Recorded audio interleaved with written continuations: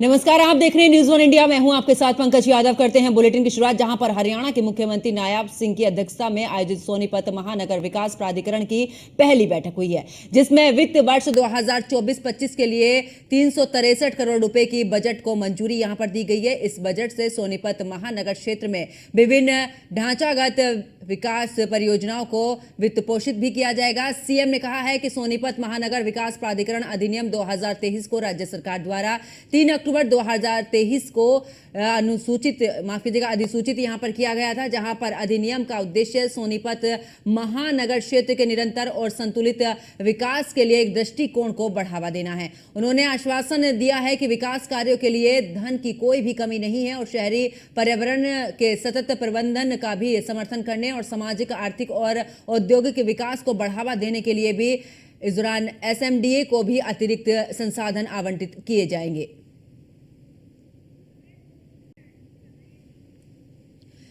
तो आपको बता दें कि मुख्यमंत्री की अध्यक्षता में ये बैठक हुई है, जहां पर 363 करोड़ रुपए को लेकर यहां पर मंजूरी, जहां पर एसएमडीए की बैठक का आयोजन हुआ है। और साथ ही आपको बता दें कि ये पहली बैठक जिसमें सीएम सैनी की अध्यक्षता में ये बैठक हुई है। साथ ही आपको ये भी बता दें कि इस बैठक में तमाम बातों का जिक्र किया गया है, जहां पर हरियाणा के मुख्यमंत्री नायाब सिंह की अध्यक्षता में आयोजित सोनीपत महानगर विकास प्राधिकरण की पहली बैठक हुई है, जिसमें वित्त वर्ष 2024-25 के लिए 363 करोड़ रुपए के बजट को मंजूरी दी गई है। इस बजट से सोनीपत महानगर क्षेत्र में अलग अलग ढांचागत जो विकास परियोजनाओं को वित्त पोषित किया जाएगा। इसी के साथ सीएम ने यह भी कहा है कि सोनीपत महानगर विकास प्राधिकरण अधिनियम 2023 को राज्य सरकार द्वारा 3 अक्टूबर 2023 को अधिसूचित भी किया था। इसी के साथ उन्होंने ये भी कहा है कि अधिनियम का उद्देश्य सोनीपत महानगर क्षेत्र के निरंतर और संतुलित विकास के लिए एक दृष्टिकोण को बढ़ावा देना है। उन्होंने आश्वासन दिया है कि विकास कार्यों के लिए धन की कोई भी कमी नहीं है और शहरी पर्यावरण के सतत प्रबंधन का समर्थन करने और सामाजिक, आर्थिक और औद्योगिक विकास को बढ़ावा देने के लिए यहां पर चर्चा भी की गई है।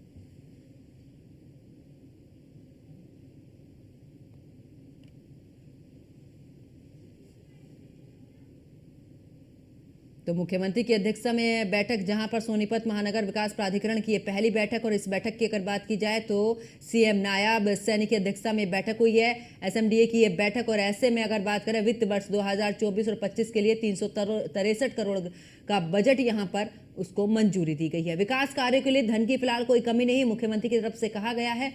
अब आखिरकार हरियाणा के विकास के लिए मुख्यमंत्री की तरफ से तमाम इस दौरान कार्य भी किए जा रहे हैं। तो सीएम नायाब सैनी की अध्यक्षता में यह बैठक हुई है।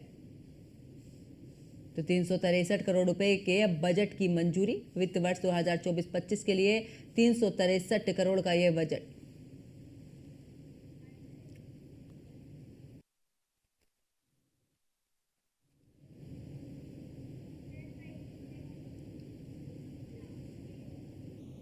और अब खबरों में आगे बात करते हैं, जहां पर हरियाणा के मुख्यमंत्री नायाब सिंह ने गुरुग्राम में T20 क्रिकेट विश्व कप को लेकर यहां पर जो टीम है उनके एक सदस्य से यहां पर मुलाकात की। विजेता टीम के सदस्य रहे क्रिकेट खिलाड़ी युजवेंद्र चहल से यहां पर मुलाकात की। इस मौके पर मुख्यमंत्री ने क्रिकेट खिलाड़ी T20 विश्व कप को लेकर भी बधाई उन्होंने दी है, साथ ही शुभकामनाएं भी दी है। और साथ ही मुख्यमंत्री ने प्रसन्नता व्यक्त करते हुए कहा कि इसी तरीके से अगर बात करें तो देश विदेश में भी हरियाणा का नाम रोशन करते रहे। इस मौके पर मुख्यमंत्री ने कहा कि पैरा ओलंपिक के खिलाड़ियों और साथ ही अन्य खिलाड़ियों के लिए भी जल्द ही एक अभिनंदन समारोह भी आयोजित किया जाएगा और इस कार्यक्रम में हरियाणा का नाम रोशन करने वाले खिलाड़ियों का अभिनंदन भी यहां पर किया जाएगा।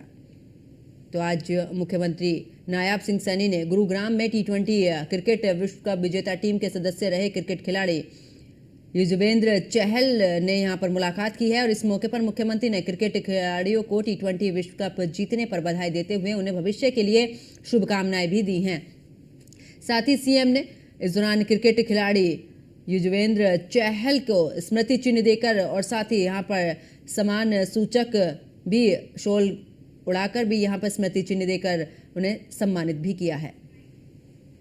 मुझे आज खुशी हो रही है, जैसा बताया भी गया है कि ये लंबे समय से लोग इस बात को लेकर के पीड़ित थे, लाल डोरा की समस्या को लेकर के, या लंबे समय से शहरी क्षेत्र में जो लोग दुकान के ऊपर बैठे थे वो उनका मालिकाना हक नहीं था और कहीं तो लिटिगेशन के अंदर थे, कोर्ट के अंदर केस चल रहे थे और इस कारण से लोगों के अंदर इस बात का भय रहता था भाई कभी हमारे पास से कभी छूट ना जाए और उसको लेकर के एक भय का वातावरण लोगों के अंदर बना हुआ था।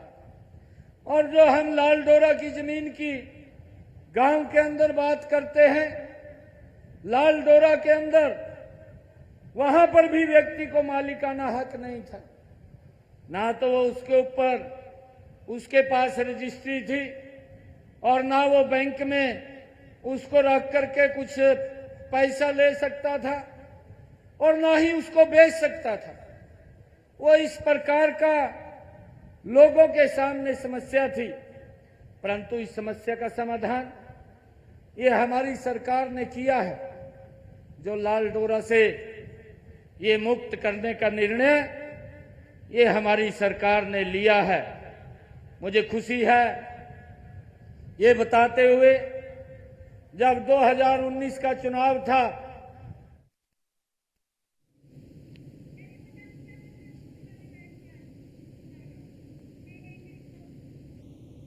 और अब खबरों में आगे बात करते हैं जहां पर हरियाणा के नगर एवं ग्राम आयोजन मंत्री जेपी दलाल की अध्यक्षता में नगर एवं ग्राम आयोजना विभाग की राज्य स्तरीय कमेटी की बैठक हुई है, जिसमें रतिया डेवलपमेंट प्लान 2041 की प्रारूप विकास परियोजना को स्वीकृति प्रदान की गई है। बैठक के बाद जेपी दलाल ने कहा है कि रतिया डेवलपमेंट प्लान की इस दौरान अगर बात करें तो 2041 तक 2 लाख से अधिक व्यक्तियों की अनुमानित आबादी के लिए तैयार की गई है और इस प्लान को जनता के लिए प्रकाशित भी किया जाएगा। इसके बाद जनता से टिप्पणियां भी मांगी जाएंगी। बैठक में जानकारी दी गई है कि प्रस्तावित औसत आवासीय घनत्व 250 व्यक्ति प्रति हेक्टेयर होगा और इस विकास योजना में कुल 1667 हेक्टेयर क्षेत्र में से इस दौरान 649 हेक्टेयर क्षेत्र को आवासीय उद्देश्य के लिए और 116 हेक्टेयर क्षेत्र को व्यवसायिक उद्देश्य के लिए रखा गया है।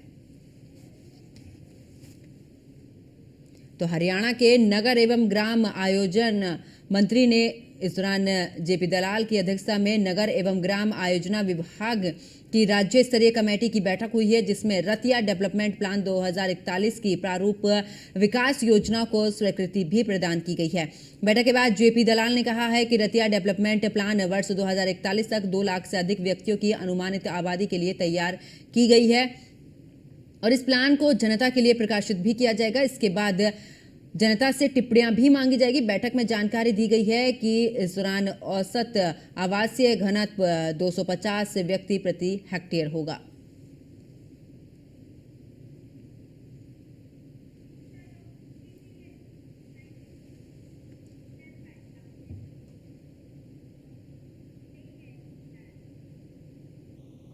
और अब खबरों में बात करते हैं चंडीगढ़ की, जहां पर सरपंचों की ओर से मुख्यमंत्री का किया जाएगा धन्यवाद। जहां पर मुख्यमंत्री नायाब सैनी को किया जाएगा धन्यवाद। कल प्रदेश भर से सरपंच इस दौरान पंचकुला पहुंचेंगे, जहां पर आपको बता दें कि मुख्यमंत्री नायाब सैनी का यहां पर धन्यवाद भी किया जाएगा। कल प्रदेश भर से सरपंच पंचकुला भी इस दौरान पहुंचेंगे और इंद्रधनुष ऑडिटोरियम में रखा गया है ये कार्यक्रम और इस दौरान कल दोपहर 1 बजे से 3 बजे तक ये कार्यक्रम होगा।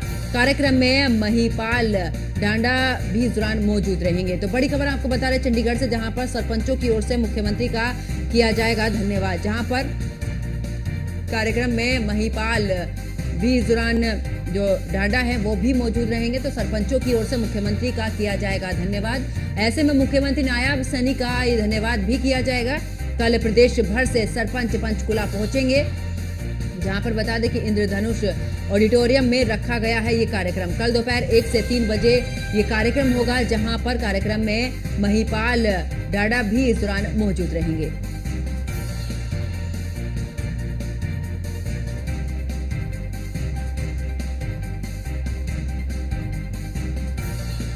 तो कार्यक्रम में महिपाल डांडा भी इस दौरान मौजूद रहेंगे।